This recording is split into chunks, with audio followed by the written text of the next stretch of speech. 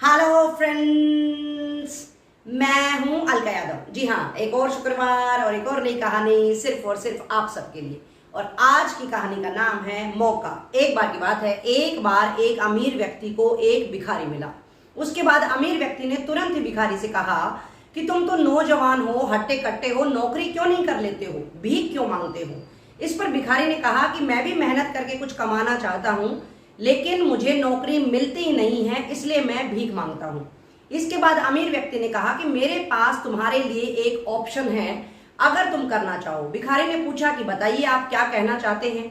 अमीर व्यक्ति ने कहा कि अगर तुम मेरे पार्टनर बन जाओ तो तुम्हें भीख भी नहीं मांगनी पड़ेगी और तुम्हारा जीवन का गुजारा भी आराम से चल जाएगा। इसके बाद भिखारी बहुत ही ज्यादा खुश हुआ और बार बार वो उनको धन्यवाद देने लगा और बार बार ये कहने लगा कि ईश्वर ने आपने मुझे भेजा है, आपने मेरे लिए भेजा है और आप बहुत ही अवतार आत्मा हैं। आप बताइए मेरे साथ किस तरह का बिजनेस करना चाहते हैं। इस पर अमीर व्यक्ति ने कहा कि मैं चावल का बिजनेस करता हूँ, चावल लेता हूँ, उसको बेचता हूँ और इस तरह से मेरा ये बिजनेस चल रहा है, तुम उसमें मेरे साथ पार्टनर हो सकते हो। इस पर भिखारी ने कहा कि किस तरह की हिस्सेदारी रहेगी, क्या 80% आप रखेंगे, 20% मैं रखूंगा, या आप 90 रखेंगे और 10% मैं रखूंगा। इस पर उसने अमीर व्यक्ति ने कहा कि तुम्हें इस तरह की सोचने की आवश्यकता ही नहीं है, तुम ऐसा कर लो कि 90% तुम अपने पास रखना और मुझे केवल महीने के बाद 10% मुनाफा दे देना।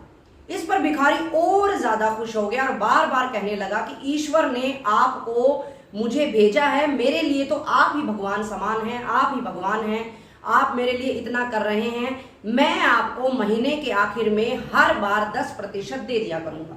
इसके बाद अगले ही दिन से भिखारी ने अपना जो बिजनेस था वो करना शुरू कर दिया। वो बहुत ही मेहनत करता, लगातार काम करता रहता, चावल लाता, उसको बेचता और वो हर दिन मेहनत करता रहता। इस तरह से धीरे धीरे करके एक महीना बीत चुका था। लेकिन जैसे ही महीना बीता, भिखारी के मन में ये बातें आने लग गई थी कि मेहनत मैंने सारी करी है, सब कुछ मैंने करा है, दिन रात मैं लगा रहा हूं और उस व्यक्ति को मैं 10% कैसे दे सकता हूं। इस तरह से अब वो तारीख आ चुकी थी जिस दिन मुनाफा देना था। अब अमीर व्यक्ति आया वहां पर और उसने 10% मुनाफा मांगा। तो भिखारी बार बार टाल मटोल करने लगा, बार बार ये कहने लगा कि बहुत ही ज्यादा घाटा हो गया, मैं तो शुरू में ही बिजनेस में आया हूं, मैं काम को समझ नहीं पाया, ज्यादा मुनाफा हुआ ही नहीं है। उसके बाद अमीर व्यक्ति ने कहा कि तुम्हें मुझे ज्यादा समझाने की आवश्यकता नहीं है, मुझे पता है, मैं इस बिजनेस में सालों से हूं और तुम्हें बहुत ही ज्यादा मुनाफा हुआ है, तुम मुझे मेरा 10% का जो हिस्सा है वो दे दो। अब भिखारी बार बार बहाने लगा रहा था, लेकिन अमीर व्यक्ति मान ही नहीं रहा था। तो भिखारी ने आखिर में कहना शुरू कर दिया कि तुमने किया ही क्या है। सिर्फ इतना सुनना था कि अमीर व्यक्ति देखता ही रह गया। अमीर व्यक्ति को समझ ही नहीं आया कि वो आगे क्या कहे और भिखारी ने बिल्कुल उसके सामने खरी खोटी सुनानी शुरू कर दी कि तुमने किया ही क्या है, सारी मेहनत मैंने करी है, हर रोज दिन रात मैं लगा रहा हूं, तुमने कुछ भी नहीं किया है तो मैं तुम्हें कुछ नहीं दे सकता। तो सोचिए, अगर वो अमीर व्यक्ति आप होते और कोई आपके साथ ऐसा करता तो आपको कैसा लगता। इस कहानी के माध्यम से मैं भी यही कहना चाह रही हूं कि जो वो अमीर व्यक्ति है वो कोई और नहीं है, वो है ईश्वर।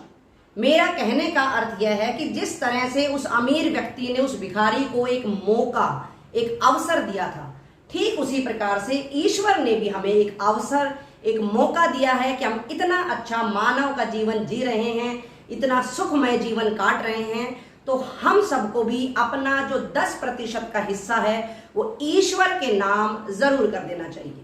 चाहे तो आप जितना कमा रहे हैं उसमें से 10% उनको दे दें, 10% ना सही 5% दान हर महीने कर दें, कुछ भी दान कर दें वो भी सही रहेगा, या कम से कम आप अपने दिन का 10% का हिस्सा समय ईश्वर के नाम समर्पित कर दीजिएगा।